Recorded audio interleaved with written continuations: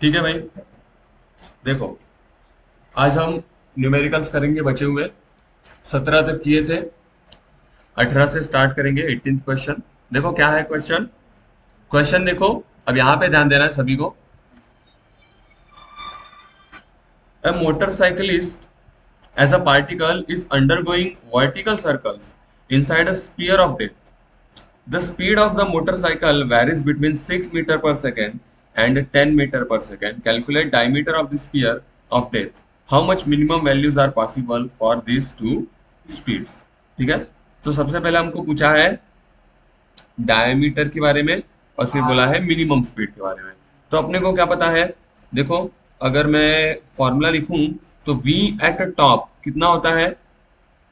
v at top होता है root of R G, और v एट बॉटम क्या होता है, रूट ऑफ 4 RG। सही कह रहा हूं कि नहीं। और अगर मैं इन दोनों को रिलेट करूं तो मैं कह सकता हूं कि नहीं कि देखो, अगर मैं वी स्क्वायर टॉप निकालूं, वी स्क्वायर टॉप निकालूं तो उसकी वैल्यू क्या आएगी, आर जी। और यहां से अगर मैं वी स्क्वायर बॉटम निकालूं तो क्या आएगी वैल्यू,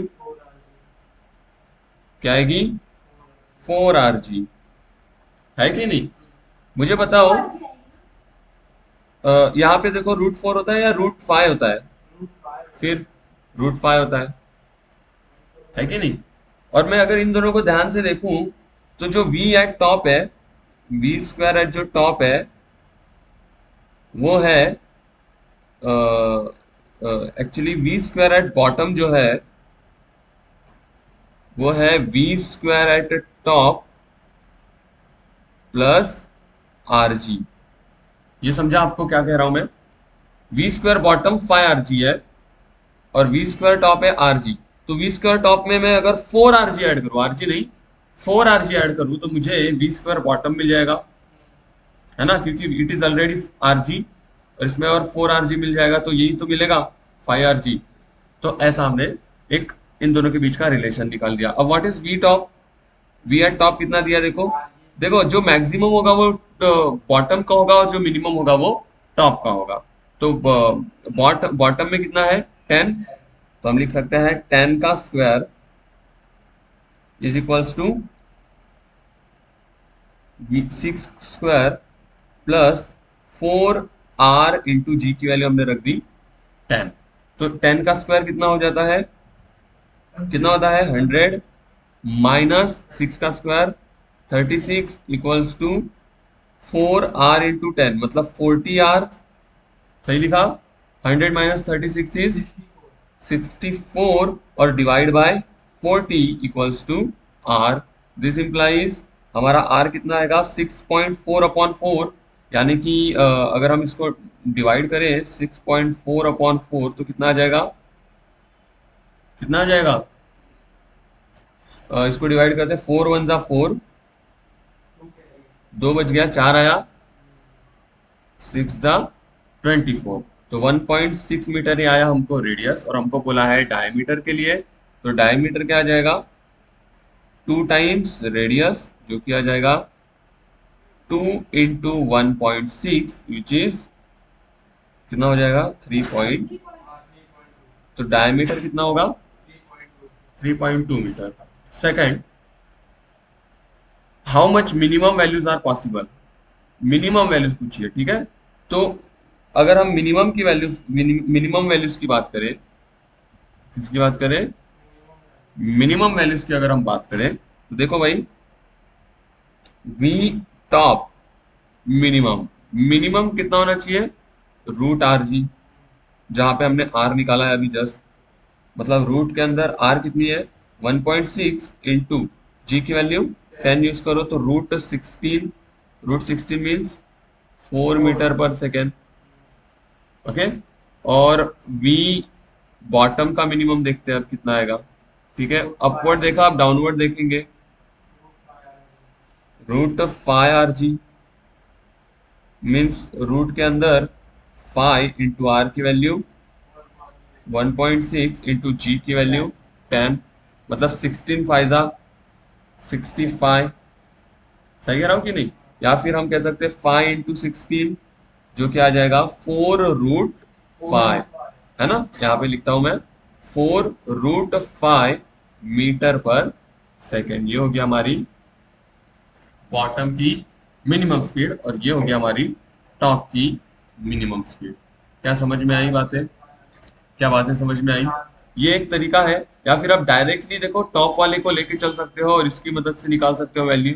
बिकॉज देखो जो स्पीड टॉप पे होगी, जो टॉप पे होगी, यहाँ पे दिया है 6 ना, तो जो टॉप पे होगी इतनी तो होनी ही चाहिए उसको।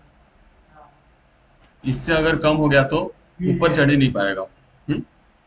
तो ठीक है, फिर भी हम यही यूज करेंगे। और देखो हमारा आंसर कितना आता है, 4 मीटर पर सेकेंड और 4√5, और डायमीटर आता है 3.2 मीटर। ठीक है, जस्ट अ सेकेंड।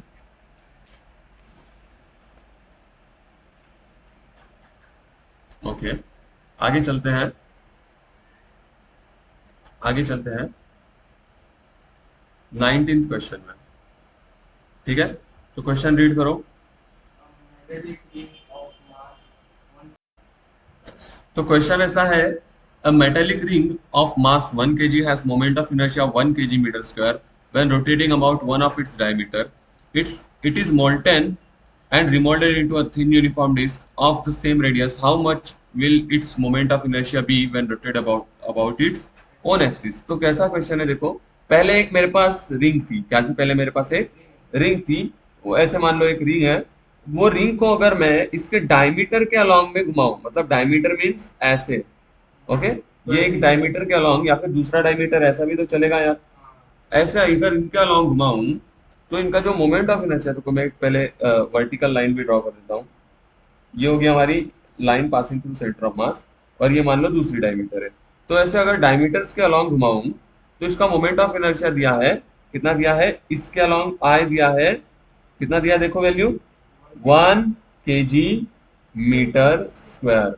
ओके, और बोला है कि अगर रिंग को मैं मोल्ड करके, इसको पिघला के एक डिस्क बनाऊं जिसका जो रेडियस है वो क्या होगा, सेम होगा, तो उसका मोमेंट ऑफ इनर्शिया कितना होगा? कौन से एक्सिस के अलावा? इसके खुद के एक्सिस मीन्स ये वाले एक्सिस के अलावा। ठीक है, इसके अलावा कितना होगा? ये हमारी डिस्क हो गई है, इसका मोमेंट ऑफ इनर्शिया कितना होगा इसके अलोंग में? ओके, I1 कह देते हैं हम इसको, और इसका मोमेंट ऑफ इनर्शिया जो कि रिंग है हमको गिवन है। ठीक है, तो देखो कैसा होगा। हमको क्या पता है? For ring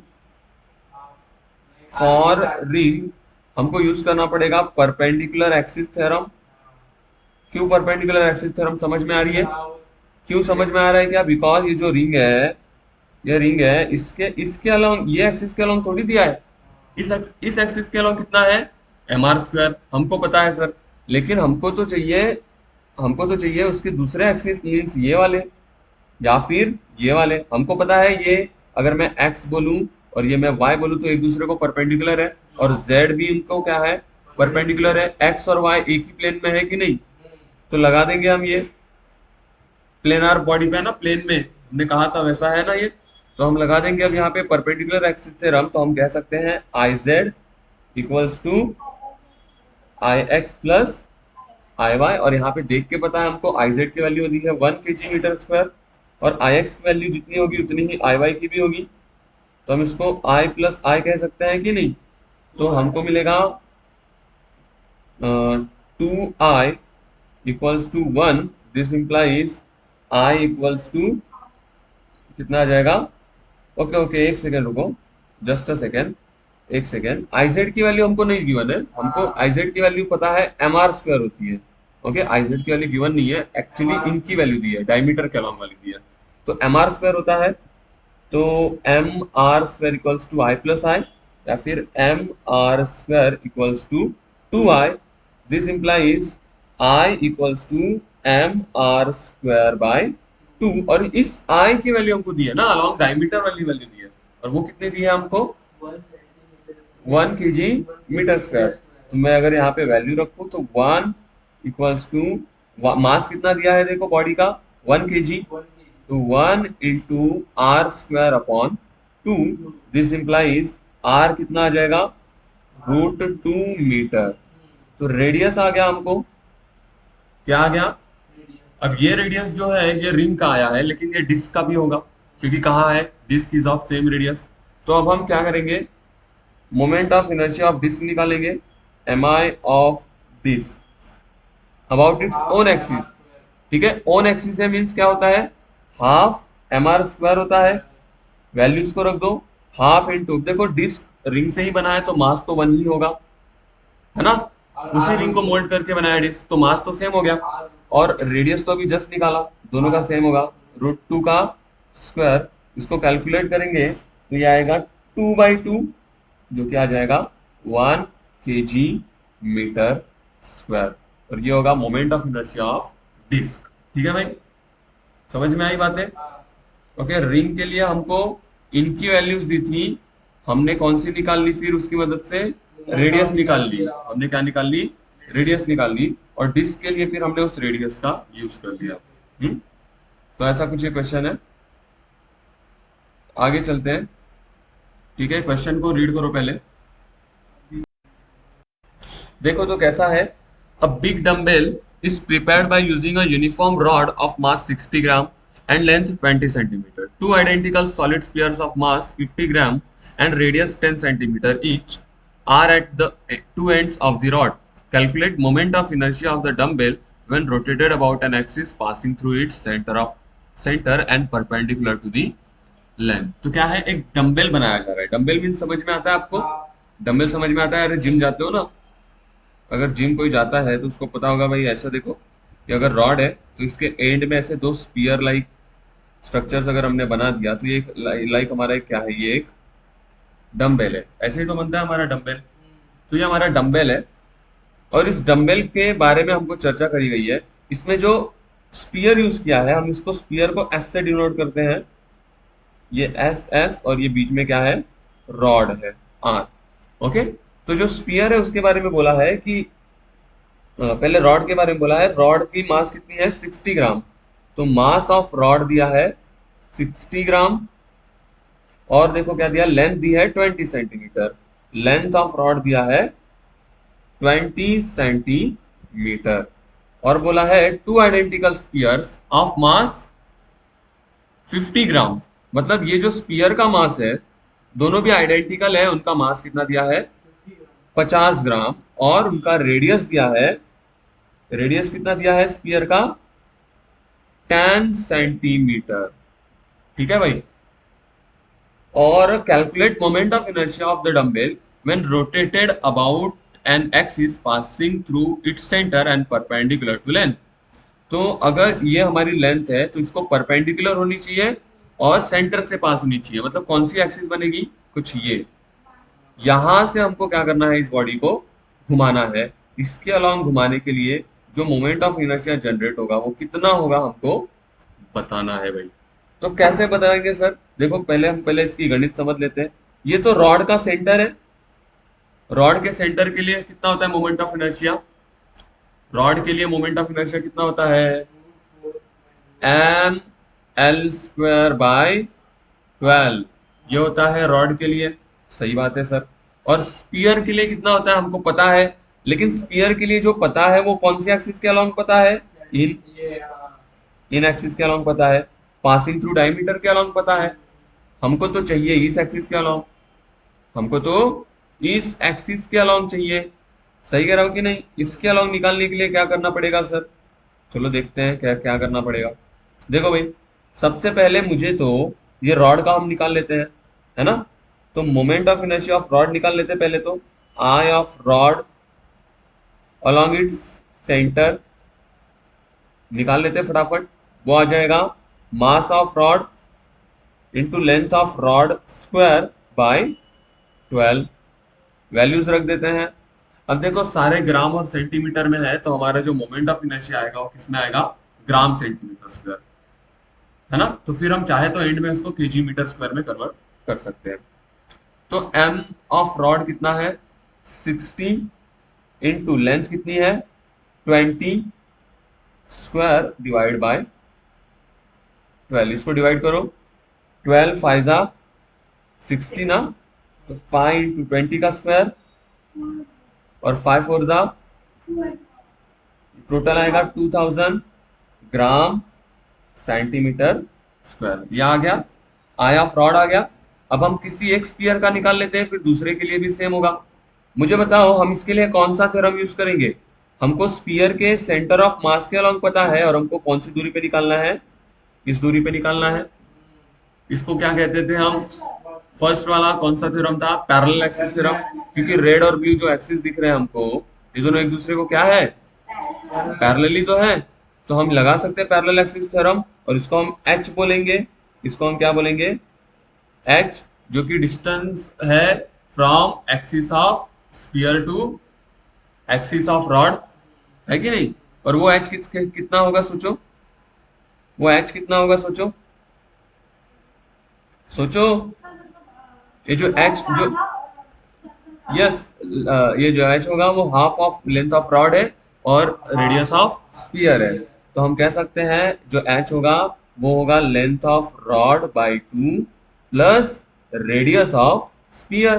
what is length of rod here, 20। तो 20 का आधा 10, और रेडियस ऑफ स्फीयर कितना है, रेडियस ऑफ स्फीयर भी 10 है। तो 10 प्लस 10 कितना हो गया, 20 सेंटीमीटर।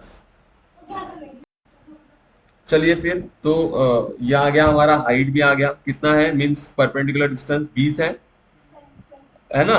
तो अब हम निकालेंगे I of sphere, I of sphere along centre of, centre of क्या है, डंबल, DUMPBE, जो भी है स्पेलिंग देख लेना। ये क्या होगा, I of sphere along axis, मतलब axis its own axis, plus M of sphere H square, यही तो होता था। I along any axis equals to I centre of mass plus M H square, यही था ना हमारा पैरेलल एक्सिस थ्योरम। तो हमने वही यूज किया है यहाँ पे, वैल्यूज को रखते हैं और निकाल लेंगे आंसर। तो ये जो आई आएगा, जो स्पीयर और ये डंबल के लिए है, सेंटर ऑफ डंबल, वो आएगा I of sphere about axis. कितना होता है I of sphere about axis, 2/5 mass of sphere into radius of sphere का स्क्वायर। 2/5 हमारा स्क्वायर होता है, plus mass of sphere into H square. चलो वैल्यूज को रख देते हैं सर। अच्छा, हम मास ऑफ स्फीयर को कॉमन भी तो ले सकते हैं। अगर कॉमन ले लिया तो अंदर आएगा 2/5। आर की वैल्यू कितनी है, आर की वैल्यू है 10, 10 का स्क्वायर प्लस एच की वैल्यू अभी जस्ट निकाली 20, तो 20 का स्क्वायर। चलो सर इसको कैलकुलेट करते हैं। What is mass of sphere, mass of sphere कितना है, 50 ग्राम। तो ये हो जाएगा 50 मल्टीप्लाइड बाय 2/5 इंटू 100, मीन्स कितना आ जाएगा, 2 इंटू 100, 5 और 100 डिवाइड किया तो कितना आएगा, 20 प्लस 400। सही कहा ना ये सही कहा है या गलत है। अरे ये क्या हो गया है, देखो ये 2 और ये 100 अपॉन 5 ना। चलो ठीक है, अगले स्टेप में देख लो यार। 50 इंटू 5 टू जा 110 ना, तो 20 हो गया ना। तो ये टोटल 40 और ये 400, जो कि हो जाएगा 440 इंटू 50 इंटू 440। इसको मल्टीप्लाई करो और आंसर बताओ फटाक से। तो इसका आंसर कितना आ रहा है भाई, 22,000, 22,000। और यूनिट क्या हो गया, ग्राम सेंटीमीटर स्क्वायर। ठीक है, देखो यहाँ पे अब हमको निकल गया है जो काम की चीजें थी। अब हमको डंबल का बताना है। तो आई ऑफ डंबल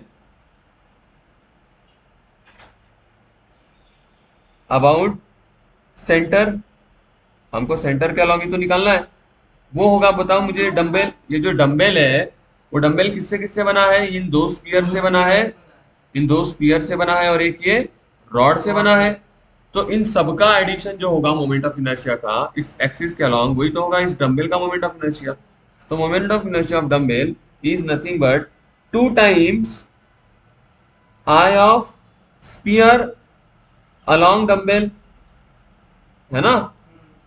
जो हमने निकाला है एक्स सेंटर ऑफ डंबल जो भी है, डी यू, देखो ये स्पेलिंग में गड़बड़ हो रही है, ओके, डम्बेल, और plus I of rod about जो हमने नाम दिया था वही सेंटर, या फिर डम्बेल बोलो या सेंटर बोलो, जो भी बोलो। तो यहाँ आ गया हमारा 2 times what is I of spear, अभी जस्ट निकाला देखो 22,000। अच्छा, दो से क्यों मल्टीप्लाई किया पता है ना, देर आर 2 स्पीयर्स, ये हो गया gram centimetre square, plus I of rod कितना निकाला था अभी जस्ट, देखो कितना निकाला है 2,000, तो ये आ जाएगा 2,000 ग्राम सेंटीमीटर स्क्वायर। कितना आ जाएगा देखो भाई, 44,000 प्लस 2,000, मतलब कितना आ जाएगा ये सही तो किया है ना हमने, यस, 46,000 ग्राम सेंटीमीटर स्क्वायर, और ये आएगा हमारा आई ऑफ डम्बे अबाउट इट्स सेंटर। ठीक है, समझ में आई बातें, क्लियर है? चलो ठीक है, यहाँ पे ध्यान दो। तो a flywheel use to prepare earthenware pots is set into rotation at 100 rpm. It is in the form of disc of mass 10 kg and radius 0.4 meter. A lump of clay to be taken equivalent to particle of mass 1.6 kg falls on it and adheres to it at a certain distance x from the center. Calculate x if the wheel now rotates at 80 rpm. देखो कैसा question है, पहले मुझे बताओ कहाँ से आया है, क्या हो रहा है, एक फ्लाईव्हील घूम रही है, घूम रही है, उसके मास के बारे में, रेडियस के बारे में सारी चर्चा करी हुई है, और उसका रिवॉल्यूशन के बारे में भी चर्चा करी हुई, मतलब फ्रीक्वेंसी दी है। उसने क्या कहा कि एक 1.6 केजी का लंप ऑफ क्ले, मींस जैसे आटा आटा बनाते हैं तो डफ बन जाता है, वो ऐसे मान लो एक लंप ऑफ क्ले है, उसको पार्टिकल समझना है, पॉइंट मास, वो उस डिस्क पे गिर गया और कुछ डिस्टेंस एक्स पे गिर गया। ठीक है, तो वो एक्स की वैल्यू कितनी होगी ये हमको पूछी है। क्लियर है क्वेश्चन? अब सर इसके पीछे क्या कंसेप्ट है वो समझते हैं। तो देखो भाई, अब देखो यहाँ पे कोई एक्सटर्नल फोर्स लग रहा है क्या, कोई पार्टिकल ऐसा टॉर्क लगा रहा है, ऐसा कुछ बोला है? नहीं लग रहा है। जब तक फोर्स नहीं लगता, हमने बोला है if external torque is zero,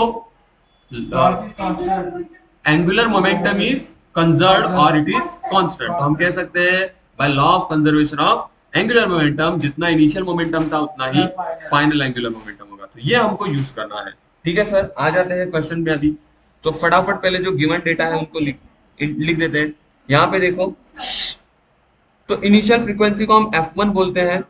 F1 कितना आएगा, 100 आरपीएम, 100 आरपीएम मीन्स कितना, 100/60 हर्ट्ज या आरपीएस, तो हमने हर्ट्ज बोला, जो कि कितना आ जाएगा 10/6 मीन्स 4/3 ना, 10/6 मीन्स 5/3, 5/3 हर्ट्ज, आ गया इनिशियल फ्रीक्वेंसी। ठीक है सर, और फिर हमको दिया है मास दिया है एंड रेडियस दिया है। ठीक है, तो इनिशियल रेडियस, जो रेडियस तो सेम होगा, तो हम रेडियस के लिए कॉमन यूज करते हैं are, 0.4 metre. Initial mass m1 कितना होगा, या फिर हम बोलते हैं मास ऑफ डिस्क कितना होगा, 10 kg। ओके, और मास ऑफ क्ले कितना है, तो मास ऑफ क्ले है 1.6 kg।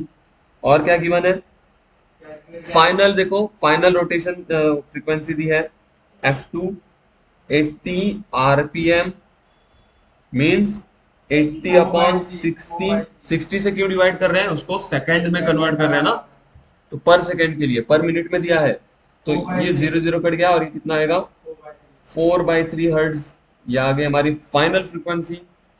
ठीक है सर, बहुत बढ़िया। अब हम यूज करेंगे, देखो पहले तो इनिशियल मोमेंटम निकालते हैं।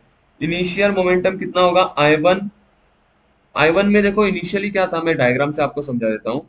इनिशियली बस हमारी ये डिस्क थी, ये हमारी क्या थी, इनिशियली सिर्फ डिस्क थी, और ये इसके अलोंग घूम रही थी, है ना, इसके अलोंग घूम रही थी, और वो आई की वैल्यू कितनी थी, मीन्स आई नहीं, हाँ, तो ये आई की वैल्यू कितनी आ जाएगी यहाँ से, डिस्क के लिए I1 mr² by 2, क्योंकि डिस्क के अलोंग द सेंटर यही होता है, तो इनिशियल तो यही होगी, ये हो गया आई ऑफ डिस्क, तो हम पहले निकाल लेते हैं, व्हील बोलो या डिस्क बोलो। तो I1 हो जाएगा mass of disc into radius का स्क्वायर, मैंने स्मॉल रेडियस लिया है, डिवाइड बाय 2। वैल्यूज को रखते हैं, 10 इंटू आर कितना है 0.4 स्क्वायर अपॉन 2, जो क्या आएगा 5 इंटू 0.4 का स्क्वायर कितना 0.16, बस। और ये कितना हो जाएगा 5 इंटू 0.16 कितना हो जाएगा भाई, इसको मल्टीप्लाई करो, 5 6 0, 3 कैरी 0.65 60, कितना आएगा 80, 0.80, ठीक है 0 पॉइंट जो भी है आ गया ना, 0.80 आ गया। ओके बहुत बढ़िया। और यूनिट क्या होगा इसका, केजी मीटर स्क्वायर, ठीक है सर, केजी मीटर स्क्वायर आ गया, बहुत बढ़िया। I1 निकाल लिया, अब निकालेंगे I2। देखो I2 में क्या हो रहा है, डिस्क तो वही है, डिस्क क्या है हमारी वही है, मास भी उतना ही है, रेडियस भी उतना ही है, एक्स्ट्रा क्या हो गया, एक क्ले गिर गया है इस डिस्क पर। तो अब हुआ क्या, ये जो हमारी एक्सिस ऑफ रोटेशन थी, यहाँ पे हमने जो I2 हो गई वो हो जाएगी आई ऑफ डिस्क जो पहले थी, प्लस अब ये भी तो घूम रहा है, तो इसका भी मोमेंट ऑफ इनर्शिया निकालना पड़ेगा अलोंग दिस सेंटर। तो ये कितने से घूम रहा है हमको पता, ये का जो मोमेंट ऑफ इनर्शिया वो कितना होगा, ये इसका मास मल्टीप्लाइड बाय ये दूरी। तो मास कितना है इसका,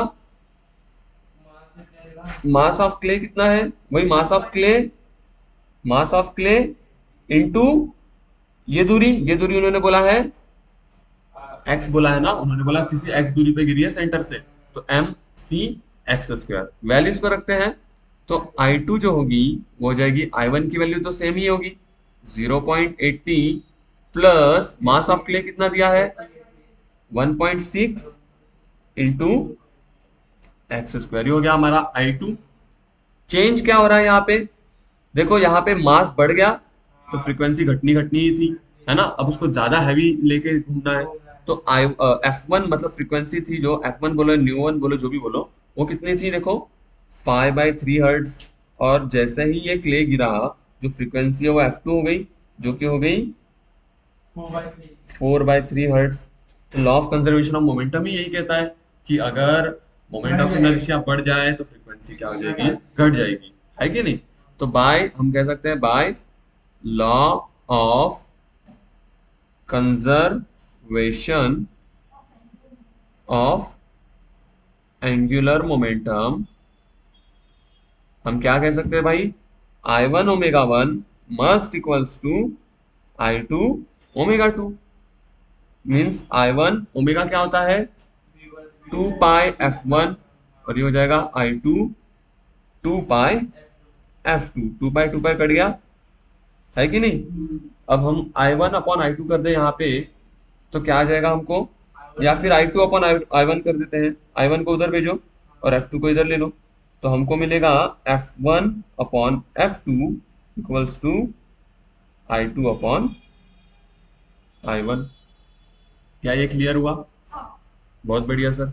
तो F1 upon F2 is I2 upon I1, F1 की वैल्यू रख दो 5/3 है, 5/3 अपॉन 4/3 इक्वल्स टू I2 क्या है I1 प्लस 1.6 एक्स स्क्वायर, और I1 तो ऐसे ही रखा मैंने। ये समझ में आई बातें, ये बातें समझ में आई। 3 ने 3 को काट दिया, यहाँ पे आया 5/4, I1 को दोनों में बांट दिया, तो ये हो जाएगा I1 upon I1 plus 1.6 x square upon I1। I1 cut गया, तो ये आएगा 5/4, और यहाँ पे 1 बचा वो इधर ले लिया, है ना, I1 कटा 1 बचेगा, और ये बचेगा 1.6 एक्स स्क्वायर अपॉन I1 की वैल्यू रख देते हैं, क्या थी I1 की वैल्यू ने 0.80, ये आ गया 0.80।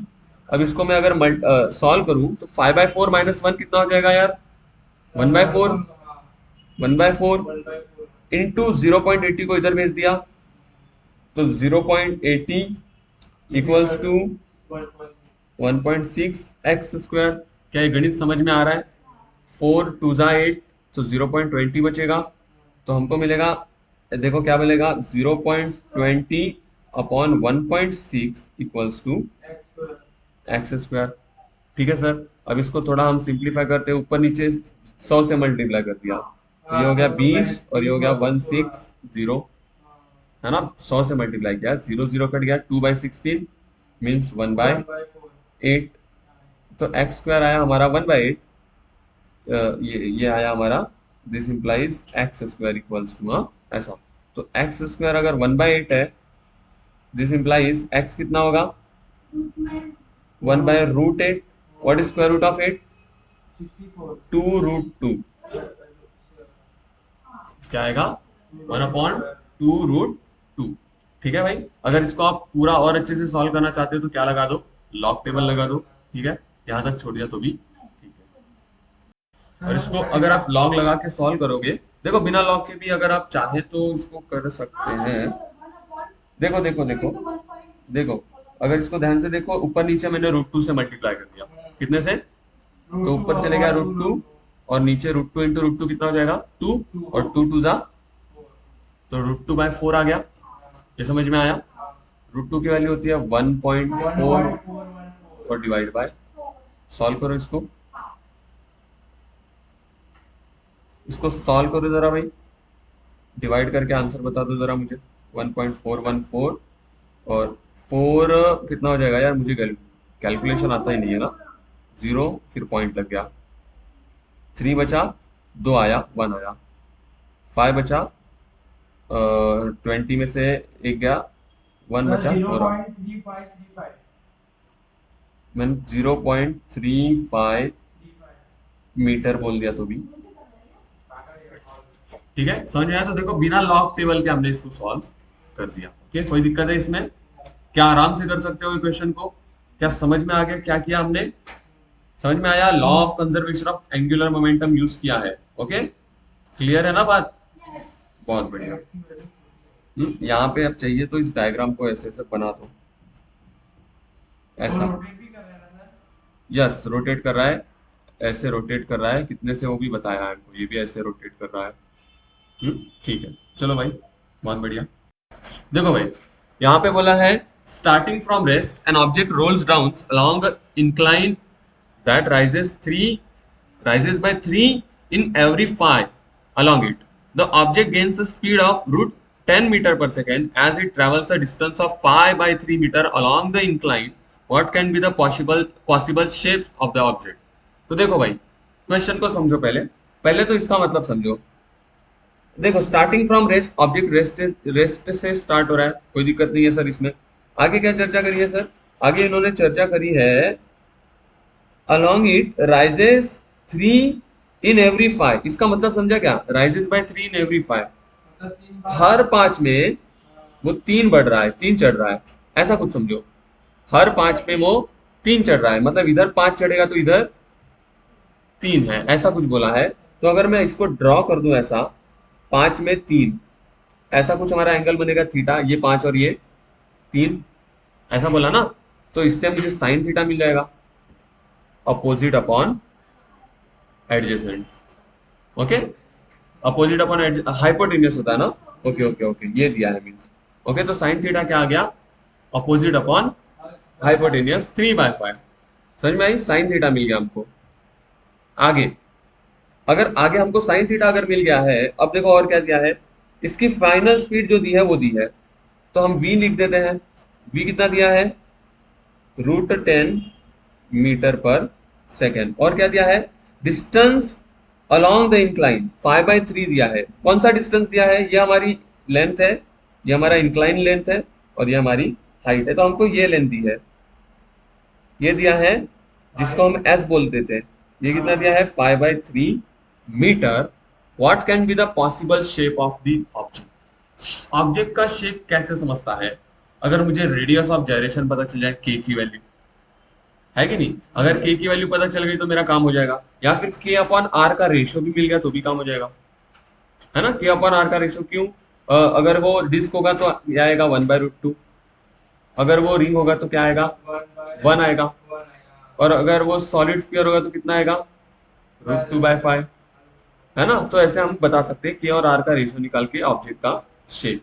ठीक है सर, ये एस दिया है, ये थीटा दिया है, क्या मैं एच निकाल सकता हूँ? Yes, H is nothing but S sine theta. ये कैसा है सर? ट्रिग्नोमेट्री लगा दो, sine theta opposite upon hypotenuse, opposite है एच, हाइपोटेनियस है एस, तो एच आ जाएगा एस साइन थीटा, जो क्या आ जाएगा 5/3 इंटू साइन थीटा कितना है रे? 3/5, मतलब कितना आ जाएगा एच? 1 मीटर। एच कितना आ गया हमारा? 1 मीटर आ गया एच। ओके सर, बहुत बढ़िया। हमको फाइनल स्पीड दी है, मतलब कौन सी स्पीड दी है? जब स्पीयर रोल डाउन करके यहाँ आ जाएगा। और हमको तो पता है सर ये कितनी स्पीड होती है, कितनी होती है? v कितनी होती है? फॉर्मूला देखा था, square root of 2gh upon 1 + k square by are square. ये हमने डिराइव किया था ना फॉर्मूला, रोलिंग मोशन में किया था। ठीक है सर, बहुत बढ़िया। v equals to square root of 2gh upon root of 1 + k square upon r square. और v तो दिया ही है, v तो दिया है sir, √10 equals to square root of 2gh upon 1 + k square upon r square. Squaring कर दो दोनों का, स्क्वायरिंग कर दिया तो ये आ जाएगा 10। और 2 इंटू जी की वैल्यू दी है क्या क्वेश्चन में? नहीं दिया है, तो हम जी की वैल्यू क्या यूज करेंगे? 10। और हाइट कितनी है? 1 upon 1 + k square upon r square. Cross multiplication कर दें तो ये आ जाएगा 10 into 1 + k square upon r square equals to 2 into 10। 10 cut गया कि नहीं? और ये 1 उधर गया तो माइनस हो जाएगा, तो के स्क्वायर अपॉन आर स्क्वायर कितना आएगा? 2 - 1। और 2 - 1 क्या होता है? तो के स्क्वायर अपॉन आर स्क्वायर क्या आया? 1 आया। दिस इंप्लाइज के अपॉन आर क्या आएगा? 1 ही आएगा। तो के अपॉन आर का वैल्यू कितना आ रहा है? 1। किसके लिए के अपॉन आर 1 आ रहा है? इट मीन्स बॉडी क्या क्या हो सकता है? Shape of object is ring और हॉलो सिलेंडर। समझ में आई बातें? डिस्क रिंग होगा या फिर हॉलो सिलेंडर होगा, इसके अलावा कोई पॉसिबिलिटी नहीं है। क्या क्लियर है? क्योंकि सर हमको पता है के अपॉन आर का रेशियो सिर्फ रिंग के लिए बनाता है, बाकियों के लिए तो नहीं आता। ठीक है भाई, क्लियर हो गया? बहुत बढ़िया। तो सारे न्यूमेरिकल्स अपने पूरे हो गए हैं। ठीक है, इनको लिखो।